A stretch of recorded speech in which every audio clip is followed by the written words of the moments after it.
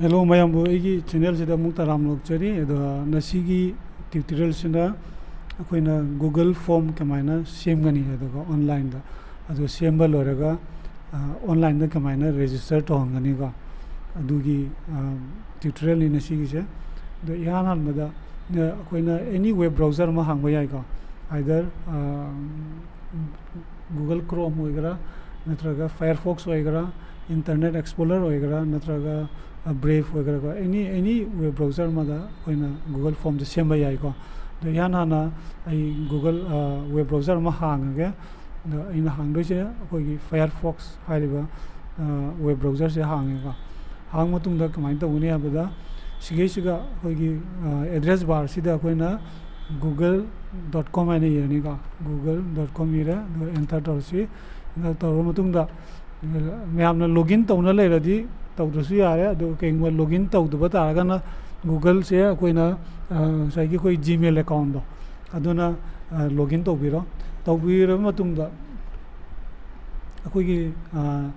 किनो right hand side की corner तो का क्वा मथकी कॉर्नर दा समाइना दो दो तौबा राउंड अमा लेबिसे सिसे मागी गूगल ऐप सिंग लेबा मफम दुनेबा असिगो क्लिक तौबिरो क्लिक तौर मतुंगदा मखादा चिंगदरगा डॉक्स हैना मा फोल्डर अमा किनो अमा लेरंगनी का ऐप अमा लेरंगनी अदगी अदुदा क्लिक तौबिरगा क्लिक तौर मतुंगदा सागी समाइना कोगी इंटरफेस अमा उबो फंगनी सिगी इंटरफेस से कमाइ तौनी अबदा सिगी चलगा मेनू लेरंगने मेन मेनू सेगा मेन मेनू मीन्स सी डॉक सी मनाकता होम लाइन होम को एक पा अमा लेबनेगा अदो क्लिक तौबिरो अदुगा समाइना फॉर्म आइना लेरंगने अबका फॉर्म से सिगी फॉर्म सिगा क्लिक तौबिरो तौबिरगा ngaibiro ngairaga siga already hanadi yawba form ama leiriko si preset form ni moi masagi yawjarak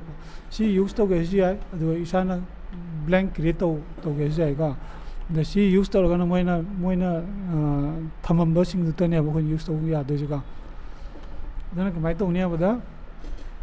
koina blank siga chalani ka blank form just click tawrani form je click taw matunga कोई सुमाइना ngairaga सुमाइना page अमा display तौरनेगा सिगी display तौइबा सिसिनि अखोइगिन साइगी form से सिगा मथक सिगा लेंगोनि questions response setting का सि मथक मथक coin कोइ लाक्सि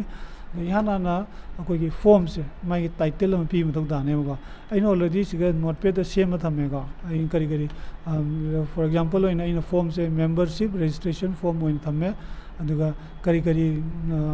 मथौ ताय है in already सिगे same थमेगा आइन यहाँ नाम से कॉपी तौरनी अदुगा कॉपी तौर मतुंग द सोंद पेस्ट तौसलगेबगा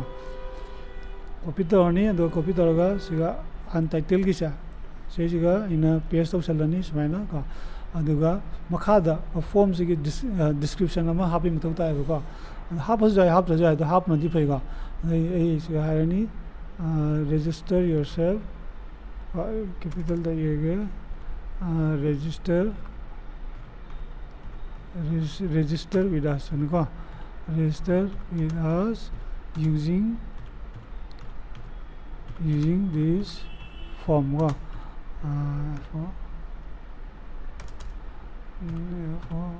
form को लेरा अदुगा मथंगदा जागी क्वेश्चन जो कोइना करी क्वेश्चन हापते ना दो आइन ऑलरेडी से सेम ना लेरगा सी नेम से इन माइ तोरनी अदुगा कॉपी तोरगा सिगा हापगेगा नेम से हापनी नेम सिदी न जागी माना ममिंग इरक्तोनिना कोइना लाइन ओइन मथौ तायबको अदुना कमाइ तौनी अब सिगी नेम सिगी नाकंदा राइट द लेरिबा मल्टीपल चॉइस आने लेरिसा सिगा एरो मसा में याइसे एरो मसा से क्लिक तौबिरगा अदुगा शॉर्ट आंसर से सिगे माइना क्लिक तौबिरगा शॉर्ट आंसर दा अदुगा सिगी मखादा गा कोमु साइगी जेलोन थंगा मखादा गा से रिक्वायर हाइनगा रिक्वायर मींस मथौ ताबगा अदा सी मथौ ताबा केनादी आइना फॉर्म अमा रजिस्टर तौरगा मिंग यावदरी अदुगी फॉर्म दुदी इनवैलिड होयाबगा अदुना आइना सिगा रिक्वायर थमनी अदुगा नेक्स्ट टाइम कमाइ तौरनी अबदा सिगी केनो से डुप्लीकेट तौबगी केनो से डुप्लीकेट से नमगा नमुदा नेक्स्ट अमा लानिगा नागा इना कदौनी अबदा साइगी डेट ऑफ बर्थ का डेट ऑफ बर्थ हापनिगा मीदगी डेट ऑफ बर्थ ꯁꯤꯁꯦ ꯂꯧꯊꯣꯛ ꯅꯦꯝꯁꯦ ꯂꯧꯊꯣꯛꯑꯒ ꯁꯤꯗ ꯗꯦꯠ ꯑꯣꯐ ꯕꯥꯔꯠ ꯍꯥꯞꯄꯅꯤꯀꯣ ꯗꯦꯠ ꯑꯣꯐ ꯕꯥꯔꯠꯁꯤꯗꯤ ꯉꯁꯥꯏꯒꯤ ꯗꯦꯠ ꯍꯥꯞꯄꯛꯇꯣꯏꯅꯤꯅ ꯑꯗꯨꯅ ꯁꯤꯒꯤ ꯁꯣꯔꯠ ꯑꯟꯁꯔꯁꯦ siga chalo amuk chalaga se click tawra aduga siga date lerangani the date and hapasi smainu ka andai yare ko adugi mathang damu na once akon sai gi copy torokpani na si loina require field la loin chakhrane ba aku si mu duplicate tawra si aduga duplicate torga mathang dam la asi adu si date of birth mu to si siga gender ko gender nu onto ni koina gender se sai gi male natra female oidoni na adana koina kadoni habada na sai gi mai gi type se siga date ki type se koina lokthoga siga koina sim doi se koigi multiple choice ko multiple choice oi semani aduga first ki sina koina male aine irani ko male aduga second ki sina ma samdanda female an laksarega female yarega dum ko mu next mu duplicate ma semasi sem matungda mathangi question mu half to father's name ko father's name mu select tarasi sumaina matang father's name select tawre aduga sigamu sumaina taraga father's name hapani ga aduga matang isena mu multiple choice mota short answer hagoda ga short answer father's name simu duplicate tarasi aduga lasi aduga nasagi father's name mota nasagi mu mother's name sum hapasi ga mother's name aise copy taraga aduga se chalaga mu siga paste tawsalage ana father's name laira mother's name laira akumu duplicate tarasi mathang damu duga saigi ene address ega address mu lorani duga copy taroge sondagi se chalaga mu siga address mu da siga paste tawsalega address e koigi anambada khara sangalliga aduna kamai tawne ba si short answer oiroi akoina si se gedang paragraph type ta pirane ba si se next damu koi copy tarasi duplicate aduga mai chalani aduga contact number ko contact number sum lorani mi dugi mai contact number lorani aduga sum chalani aduga sigamu contact yani address ka thakega sana contact number akomu duplicate taroni ko duplicate tar matungda aji hapani koina kari membership type ko haibidi ma kamba type ki membership loaning ga permanent oina loaning era temporary oina loaning era ko aduga siga hapani aduga dedi sai option ani leina ga option ani leibani na koina ka doni habda na sai gi sigi multiple choice hapkune the first option da kari leirani koi gi na sai gi permanent leirani ga permanent leirani copy to ge aduga sonda paste sange se permanent aduga next mu like to sina temporary ga temporary simu lorasi temporary select toroge mu aduga siga hapsal lagega next amu maga duplicate tarasi ken makha damu khoi hako da khare lari best time to contact ko jigi akoi gi member hoi oidori ba mi siga akoi na contact to modan mai gi best time am leina office po re na akoi gi pung nipan makha am lang kon toina dum dum phone to di khar problem hoi ga aduna koi na before best time to contact ya degi option je kamai to ne abuda siga ina multiple choice ki mota check box an hapune hoga maram di sagi mana office tri mang call to jayega office halaga chu call to bhai aibega dona option je kadoni check box samune hoina ga kenu di ma sagi option ani select to bhai arne amde di ga dona ina sagi sama lei before 8 ka office tri mang da phone pai bhai aibega nana before 8 ama thamani siga ka si se na samata ga change to before 8 degi amana after 8 pung nipan matung da to boya ba office tre retire oi ba mu jing pung nipan matung to sai nipan mo fitan tum ma lei ba yara andi di nipan matung da gi phone to ba ga yare ga de gi amana officer loi mina wara mina ga pothara ga mu pung ma pan matung da mu phone to ba ya ba ga koi ba thok pa mayam phone to na ga ngai sigamu ina pung ma pan tung sembal loi ga loi matung da they happening I later aduna kamai to ne hajo koi gi insai gi response le setting le ga setting ji response ko na lak to ni response abi ai gi sigi form si da mi na response to ko do sigi ga lak ne notification ga haji kamai to ne abada si mathak da koi symbol khare le ri se sigi ga mathak da customize theme maina le na ga customize theme se click to rasi maina click to ma tung da sigi ga header abi asigi text ki style se उनिंग उनिंगदबको अदु own गाजु सिगे header की सिगे चलो अदुगा समाइना own बा यानेबको A suppose impact थमगे समाइना अदुगा size अबदि phone की size क्याम चाहंगनी अदु समाइ चाहंगे जाय का ऑलरेडी 24 लेबा वाले 22 समाइना का अदु क्वेश्चन सिगे क्वेश्चन पिरि म्याम सिगी माइगी टेक्स्ट की स्टाइल जो चेंज तो जाय सिगे जु समाइना कॉमिक से थमगेगा माइना चेंज होइरेगा अदगी फोन साइज के चेंज हो जाए टेक्स्ट की समाइना the header हाइबदी सिगा मथक जगम header म हापै आइबगा सिगी ब्लू मचु लेइसे सिगी मोतगा so header जैना सपोज सिगे जगा कलर चूज तौरगे समाइना चूज तौर मतुंगदा सिगे जगा मागी थीम खरा यावगनिगा दुगी थीम जि मतुंगिना चेंज तो गइसे आनी अदु इसाना फोटो अपलोड तो गइसे आइबगा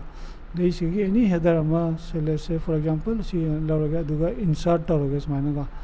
देंगा माय प्रोसेसिंग तौगनी तौर मतुंगदा जे ला समाइना गा माय header लानी अदु सी हेडर जे कइंगुबा इना सी पामदे इसागी हेडर इसागी फोटो मा हापके खल बता जी आइगा दोनो कमाइ तोने बदा सही हेडर जे इमेज अपलोडेड लेनगा से चलनी अदु चलगा सिगा थीम्स की मनाकता अपलोड ले फोटो लेगा अपलोड से चलसी अपलोड चलगा से ब्राउज लेनगा ब्राउज चलगा लेकिन चाहिए इना हापनिंग फोटो दो अदु चल थीरो अदु थीरगा इसेगी फोटो सपोज सी हापगेगा क्लिक तोरनी अदुगा समाइ वा अपलोड तोबिंग हा मतम चंगनीगा नंगी इंटरनेट डिपेंड तो अदजिंग मतक सिगी स्क्वायर बॉक्स कनोगी रेक्टेंगुलर बॉक्स अमा उरिसे सी मनुंग सिने मन उदेसे अदुना नंगी एडजस्ट तो बय अदुना कमाइ तो मयाइ द कनो तो माइ चिंगदा बिरो अदुगा समाइना सिबो थमगे का सिबो थमया अदुगा डन तरसिगा ai si o musum olani mangatang jन तरगा ये ओला जियो फॉर्म ऑलरेडी रेडी होइरे हजि ओनली पब्लिश तो बतो ngai रगा फॉर्म से हाना ममिंग सिगे अनटाइटल फॉर्म में लेजा सिगे ये रजिस्टर यारी GISTER रजिस्टर है ममिंग में थाजा लगेगा रजिस्टर लेरे अदुगा ये जी फॉर्म से पब्लिश तो रसे है ना पब्लिश फॉर्म तो नहीं अदुगा पब्लिश फॉर्म को रेस्पोंडर से एनीवन विद द लिंक है जी मैं अपना रेस्पॉन्स करते दो सिगी लिंक से लेबे मी एनी मी अइना खंगबो जाय खंगना दबो जाय सी मी सिगी लिंक सिबु लेरे दिमा जी रजिस्टर तो बया ने बगा अदोना इ सिगे पब्लिश तोरगे पब्लिश तोरन बांग हा प्रोसेसिंग तोनी पब्लिश ओरेगा पब्लिश ओरे मतुंग हजि अइना कमाइन तोनी अबदा सिगी फॉर्म से मागी लिंक से गाजी लथोकने अबदा सेगी नसागी थीम्स की माइ परिंग दे चलगा सिगा लिंक ले रंगनि कॉपी रेस्पोंडर लिंक आइजा से क्लिक तौरगा क्लिक तौ मतुंग दे समाइना थोकलकनेगा अदे असिगे असांगबो सिनेबा कोई लिंक से बट एसी पामदे कोई पामनु शॉर्टन ओइबगा अतेन शॉर्टन URL से क्लिक तौरा अदुगा से कॉपी तौरनेगा हजि कॉपी तौरमिना ए WhatsApp तो थागरा नत्रगा ईमेल तो थागी करा को अइना थानिंग नोम तो थाबा जारेगा हजि चेक तौसिगा अइना सपोज लेट्स से इसमाइना चले अदन साइ कॉपी सिगा लिंक तो इसमाइ कॉपी तौसलगे कॉपी तौरेना ए एंटर तौरगे एंटर तौर मतुंगा एंटर तौरे एंटर तौरगा साइ फॉर्म तो थोकले यंग जिसे फॉर्म थोकलावा थोकलेगा अदेगी ए हजि यंग नेम दे इसम माइना आई एगा अदेगी डेट ऑफ बर्थ का डे से लेसे 23 अदुगा मंथ ना लेसे 12 द ईयर ना 2000 थमगेगा अदुगा जेंडर मेल को नसागी इना ऑप्शन दंगिबदना सिगे अनि सिमक अंगतंग खनबा यागनेबा अदेगी फादर्स नेम लेरे पामिंग इसम तो सलगे मदर्स नेम से इसम कनो सलगे समाना का अदेगी एड्रेस लेरेगा एड्रेस न सागी सांग हाफिदना साने इरे तुंदा एंटर जुलाई तो याबसा एंटर देगी पिन नंबर फॉर एग्जांपल का कॉन्टैक्ट नंबर हम हाबसी 1 2 3 4 5 6 7 8 9 10 मेंबरशिप टाइप से परमानेंट और टेम्पररी अनि सम खनदोइनी अदुना नैसिगा लेसे परमानेंट खनलेगा अदु बेस्ट टाइम टू कॉन्टैक्ट अयुक्तमा तोबयाय नुंदिनदमा तोबयाय नत्रगा पुंग निपान मतुंगदगा देदी अनि सिम अहुम सिमकदे अनि खलसु याय अंगतन खलसु यायबगा द अहुम सिमकदा अयुक्त तोरपु जानी ऑफिस तिन वांगदगा अदुगा पुंग मापन का ऑफिस ति हलागा पोथारागा तोरपु जानी सिलोरे इना सबमिट तौरेगा फॉर्म से सबमिट तौर मतुंगदा अंगना लाया your response has been recorded means already चखरेबा ꯑꯗꯣ ꯀꯃꯥꯏꯅ ꯆꯦꯛ ꯇꯧꯅꯤ ꯍꯥꯏꯕꯗ ꯉꯁꯥꯏꯒꯤ ꯑꯩꯒꯤ ꯐꯣꯝꯗꯣ ꯑꯩꯅ ꯉꯁꯥꯏ ꯍꯥꯏꯕꯗ ꯔꯦꯁꯄꯣꯟꯗꯔ ꯔꯦꯁꯄꯣꯟꯁꯁꯦ ꯁꯤ ꯂꯥꯛꯀꯅꯦꯕ ꯀ꯭ꯂꯤꯛ ꯇꯧꯔꯦ ꯑꯗꯨ ꯂꯥꯛꯑꯦ ꯑꯗꯨ ꯉꯁꯥꯏꯒꯤ ꯑꯩꯒꯤ ꯃꯤꯡ ꯂꯥꯛꯑꯦ ꯑꯩꯅ ꯉꯁꯥꯏ ꯊꯥꯒꯤ ꯃꯌꯥꯝꯗꯣ ꯂꯥꯛꯑꯦꯀꯣ ꯃꯦꯜ ꯂꯥꯛꯑꯦ ꯐꯤꯃꯦꯜ ꯂꯥꯛꯑꯦ ꯁꯦ ꯃꯦꯜꯁꯤꯅ 100%ꯅꯤ ꯕ꯭ꯂꯨꯅꯤ ꯁꯦ ꯕ꯭ꯂꯨꯅ ꯎꯠꯂꯤꯁꯦ ꯐꯥꯗꯔ ꯅꯦꯝ ꯂꯩꯔꯦ ꯑꯦꯗ꯭ꯔꯦꯁ ꯂꯩꯔꯦꯀꯣ ꯑꯗꯨ ꯀꯣꯟꯇꯦꯛ ꯅꯝꯕꯔ ꯂꯩꯔꯦ ꯄꯔꯃꯅꯦꯟꯁꯦ ꯕ꯭ꯂꯨ ꯃꯆꯨꯁꯤꯅ ꯄꯔꯃꯅꯦꯟ ꯑꯣꯏꯔꯦꯀꯣ ꯑꯗꯨ ꯕꯦꯁ ꯇꯥꯏꯝ ꯇꯨ ꯀꯣꯟꯇꯦꯛ ꯕꯤꯐꯣꯔ 8 ꯅꯠꯇ꯭ꯔꯒ ꯑꯥꯐꯇꯔ 9 ꯌꯥꯏꯀꯣ ꯑꯗꯨꯒ ꯁꯤꯒꯤ ꯀꯩꯅꯣꯁꯦ ꯑꯩꯈꯣꯏꯅ ꯁꯦꯠꯇꯤꯡꯗ ꯆꯠꯂꯒ ꯁꯣꯔꯤ ꯀꯣꯏꯁꯟꯗ ꯆꯠꯂꯒ ꯀꯔꯤꯒꯨꯝꯕ ꯑꯩꯅ ꯁꯤꯒꯤ ꯐꯣꯝꯁꯦ ꯑꯩꯅ ꯀꯔꯤꯒꯨꯝꯕ ꯀꯩꯅꯣ ꯇꯧꯅꯤꯡꯕ ꯇꯥꯔꯒꯗꯤ ꯀꯃꯥꯏꯅ ꯇꯧꯅꯤ ꯍꯥꯏꯕꯗ ꯉꯁꯥꯏꯒꯤ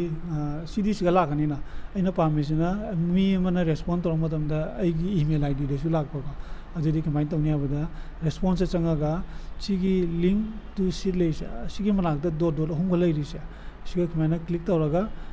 get email notification for new responses ꯀꯣ ꯍꯥꯏꯕꯗꯤ ꯔꯦꯁꯄꯣꯟꯁ ꯑꯅꯧꯕ ꯂꯥꯛꯄ ꯃꯇꯝꯗ ꯑꯩꯉꯣꯟꯗ ꯏꯃꯦꯜꯗ ꯅꯣꯇꯤꯐꯥꯏ ꯇꯧꯕꯤꯔꯛꯑꯣꯅ ꯍꯥꯏꯕꯅꯦꯕ ꯑꯗꯣ ꯁꯤꯒꯤ ꯀꯩꯅꯣꯁꯤꯒ ꯁꯤꯂꯦꯛ ꯇꯧꯒꯗꯕ ꯁꯤ ꯀ꯭ꯂꯤꯛ ꯇꯧꯔꯁꯤ ꯀ꯭ꯂꯤꯛ ꯇꯧꯔꯒ ꯁꯣꯝꯗ ꯑꯃ ꯂꯥꯛꯑꯕ ꯏꯃꯦꯜ ꯅꯣꯇꯤꯐꯤꯀꯦꯁꯟ ꯑꯦꯗꯦꯠ ꯀꯣ ꯑꯦꯅꯦꯕꯜ ꯍꯥꯏꯅꯀꯣ ꯑꯗꯨꯒ ꯑꯩꯅ ꯀꯔꯤꯒꯨꯝꯕ ꯑꯁꯤꯒꯤ ꯃꯌꯥꯝꯁꯦ ꯀꯔꯤꯒꯨꯝꯕ ꯑꯩꯅ ꯑꯦꯛꯁꯦꯜ ꯁꯤꯠꯇ ꯀꯣ ꯑꯦꯛꯁꯄꯣꯔꯠ ꯇꯧꯒꯦ ꯍꯥꯏꯅ ꯈꯜꯂꯕ ꯇꯥꯔꯒꯅ ꯀꯃꯥꯏꯅ ꯇꯧꯅꯤ ꯍꯥꯏꯕꯗ ꯁꯤꯒꯤ ꯂꯤꯡ ꯇꯨ ꯁꯤꯠ ꯍꯥꯏꯔꯤꯁꯦ ꯑꯁꯤꯁꯦ ꯀ꯭ꯂꯤꯛ ꯇꯧꯕꯤꯔꯣ ꯁꯨꯃꯥꯏꯅ ꯂꯤꯡ ꯇꯨ ꯁꯤꯠ ꯂꯥꯛꯑꯅꯤꯀꯣ ꯔꯦꯖꯤꯁꯇꯔ ꯂꯩꯔꯦ ꯀꯣ ꯑꯗꯨꯒ ꯁꯤꯒꯤ ꯑꯗꯨꯝ ꯔꯦꯖꯤꯁꯇꯔ ꯂꯩꯔꯦꯀꯣ ꯑꯗꯨꯒ ꯀ꯭रिꯌꯦꯠ ꯇꯧꯕꯤꯔꯣ ꯀ꯭रिꯌꯦꯠ ꯇꯧꯔ ꯃꯇꯨꯡꯗ ꯃꯥ ꯑꯗꯨꯝ ꯂꯥꯛꯑꯅꯤ ꯌꯦꯡꯉꯨ ꯁꯤꯒ ꯂꯥꯛꯑꯦꯗꯣ ꯉꯁꯥꯏꯒꯤ ꯑꯩꯅ ꯄꯤꯈꯤꯕ ꯃꯃꯤꯡꯗꯣ ꯂꯥꯛꯑꯅꯤ ꯁꯤꯒꯅ ꯇꯥꯏꯝ ꯍꯥꯏꯕꯗꯤ ꯉꯁꯤꯒꯤ ꯀꯩꯅꯣꯁꯦ ꯁꯤꯒꯅ ꯃꯟꯊ ꯗꯦꯠ ꯑꯦꯟ ꯏꯌꯔ ꯂꯩꯔꯦ ꯇꯥꯏꯝꯅ ꯁꯤꯒ ꯂꯩꯔꯦꯀꯣ ꯄꯨꯡ ꯀꯌꯥꯗ ꯀꯩꯅꯣ ꯇꯧꯈꯤꯕꯅꯣ ꯍꯥꯏꯗꯣ ꯅꯦꯝ ꯂꯩꯔꯦ ꯗꯦꯠ ꯑꯣꯐ ꯕꯥꯔꯊ ꯂꯩꯔꯦ ꯖꯦꯟꯗꯔ ꯑꯗꯒꯤ ꯐꯥꯗꯔꯁ ꯅꯦꯝ ꯃꯥꯗꯔꯁ ꯅꯦꯝ ꯑꯗꯒꯤ ꯑꯦꯗ꯭ꯔꯦꯁ ꯀꯣꯟꯇꯦꯛ ꯅꯝꯕꯔ ꯑꯗꯩꯗꯤ ꯃꯦꯝꯕꯔꯁꯤꯞ ꯇꯥꯏꯞ ꯑꯗꯨꯒ ꯕꯦꯁ ꯇꯥꯏꯝ ꯇꯨ ꯀꯣꯟꯇꯦꯛ ꯁꯤꯒ ꯂꯩꯔꯦꯀꯣ ꯑꯍꯨꯝꯁꯦ ꯁꯤꯅꯤ ꯑꯩꯈꯣꯏꯒꯤ ꯉꯁꯤꯒꯤ ꯇ꯭ꯌꯨꯇꯣꯔꯤꯌꯦꯜꯁꯦꯀꯣ ꯑꯗꯨꯒ ꯉꯁꯥꯏꯒꯤ ꯑꯩꯅ ꯀꯔꯤꯒꯨꯝꯕ ꯁꯤꯁꯦ ꯀꯤꯋꯥꯔꯗ ꯀꯣꯗꯇꯁꯨ ꯀꯩꯒꯨꯝꯕ ꯂꯤꯡ ꯇꯧꯅꯤꯡꯕ ꯇꯥꯔꯒꯅ ꯀꯃꯥꯏꯅ ꯇꯧꯒꯅꯤ ꯍꯥꯏꯕꯗꯣ ꯑꯩ ꯃꯊꯪꯒꯤ ꯚꯤꯗꯤꯑꯣꯗ ꯑꯃꯨꯛ ꯍꯥꯏꯖꯔꯒꯦ ꯀꯩꯅꯣꯗꯤ ꯍꯧꯖꯤꯛ ꯑꯩꯅ ꯑꯗꯨꯃꯨꯛ ꯑꯦꯛꯁꯄ꯭ꯂꯦꯟ ꯇꯧꯔꯗꯤ ꯌꯥꯝ ꯁꯥꯡꯈ꯭ꯔꯅꯦꯕꯀꯣ ꯑꯗꯨꯅ ꯑꯩ ꯃꯊꯪꯒꯤ ꯚꯤꯗꯤꯑꯣꯗ ꯑꯗꯨꯒꯤ ꯁꯦꯝꯖꯔꯛꯀꯦ ꯑꯗꯨꯅ ꯉꯁꯤꯒꯤꯗꯤ ꯑꯣꯏꯅ ꯁ꯭ꯋꯥꯏꯗ ꯂꯣꯏꯁꯤꯟꯖꯔꯒꯦ ꯃꯊꯪꯒꯤ ꯑꯅꯧꯕ ꯚꯤꯗꯤꯑꯣꯗ ꯎꯅꯔꯁꯤ ꯃꯌꯥꯝꯅ ꯌꯦꯡꯕꯤꯕꯒꯤꯗꯃꯛꯇ ꯌꯥꯝꯅ ꯊꯥꯒꯠꯆꯔꯤ ꯃꯌꯥꯝꯅ ꯁꯞꯄꯣꯔꯠ ꯇꯧꯕꯤꯌꯨ ꯑꯗꯨꯒ ꯚꯤꯗꯤꯑꯣꯁꯤꯅ ꯃꯌꯥꯝꯕꯨ ꯑꯁꯦꯡꯕ ꯀꯩꯒꯨꯝꯕ ꯀꯥꯟꯅꯕ ꯐꯪꯕꯤꯔꯗꯤ ꯁꯕꯁꯀ꯭ꯔꯥꯏꯕ ꯇꯧꯕꯤꯔꯝꯃꯣ ꯑꯗꯨꯒ ꯂꯥꯏꯛ ꯀꯣꯃꯦꯟꯁ ꯇꯧꯕꯤꯔꯝꯃꯣꯀꯣ ꯁꯕꯁꯀ꯭ꯔꯥꯏꯕ ꯇꯧꯕꯁꯦ ꯃꯌꯥꯝꯗꯗꯤ ꯄꯩꯁꯥꯒꯨꯝꯕ ꯀꯩꯒꯨꯝꯕ ꯀꯛꯑꯣꯏꯌꯦꯕꯀꯣ ꯑꯣꯟꯂꯤ ꯖꯁ ꯀ꯭ꯂꯤꯛ ꯑꯃ ꯁꯕꯁꯀ꯭ꯔꯥꯏꯕ ꯇꯧꯒꯅꯤꯀꯣ ꯑꯗꯣ ꯀꯣꯃꯦꯟ ꯇꯧꯕꯁꯨ ꯃꯌꯥꯝꯗꯒꯤ ꯄꯩꯁꯥ ꯑꯗꯨꯝ ꯀꯛꯑꯣꯏ ꯀꯩꯅꯣꯗꯤ ꯁꯨꯝ ꯀꯣꯃꯦꯟ ꯌꯥꯏ ꯌꯥꯗꯦ ꯐꯩ ꯐꯠꯇꯦ ꯀꯣ ꯃꯌꯦꯛ ꯁꯦꯡꯉꯤ ꯁꯦꯡꯗꯦ ꯈꯪꯉꯤ ꯈꯪꯗꯦꯗꯣ ꯑꯗꯨꯝ ꯊꯝꯕꯤꯔꯝꯃꯣ ꯃꯌꯥꯝꯅ anyway see you later bye bye